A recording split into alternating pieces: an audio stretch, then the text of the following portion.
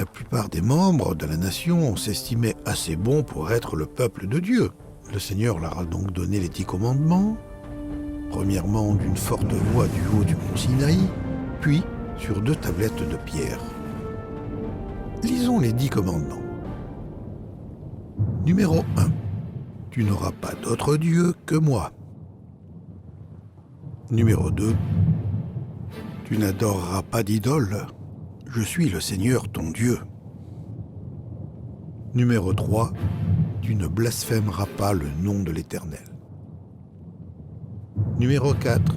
Tu te souviendras du jour du sabbat. Numéro 5. Tu honoreras ton père et ta mère. Numéro 6. Tu ne tueras pas. Numéro 7. Tu ne commettras pas d'adultère. Numéro 8. Tu ne voleras pas. Numéro 9. Tu ne feras pas de faux témoignages. Numéro 10. Tu ne convoiteras pas la femme de ton prochain ou ce qui appartient à ton prochain. Dieu a dit à Moïse que le peuple devait obéir parfaitement aux 10 règles. Maudit soit celui qui ne respecte pas les commandements de la loi de Dieu et qui ne les met pas en pratique. Comment penses-tu que le peuple s'est senti après avoir entendu ces 10 commandements? Penses-tu qu'il se croyait encore assez bon?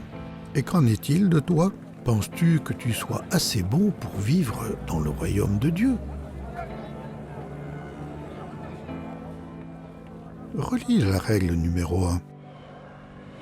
Tu n'auras pas d'autre Dieu que moi. Est-ce que tu mets toujours Dieu en premier? Sinon, tu n'as pas respecté cette loi. Lis la règle numéro 5. Tu honoreras ton père et ta mère. Si tu as déjà désobéi à ton père ou à ta mère, tu es coupable devant Dieu. À présent, jette un coup d'œil à la règle numéro 8. Tu ne voleras pas. Si tu as déjà pris quelque chose qui ne t'appartenait pas, ou que tu as triché à un examen, tu as enfreint cette loi. As-tu jamais dit un mensonge? Alors tu n'as pas obéi à la règle numéro 9. Le dernier commandement nous dit qu'il est mal de même avoir envie de posséder ce qui appartient à quelqu'un d'autre.